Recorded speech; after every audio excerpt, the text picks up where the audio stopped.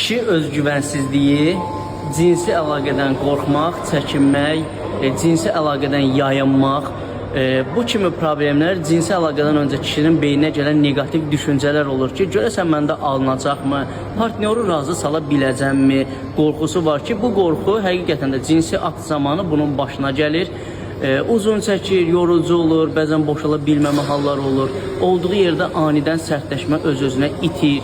Diqqət yayılan kimi, poza dəyişən kimi sərtləşmənin itməsi halları baş verir.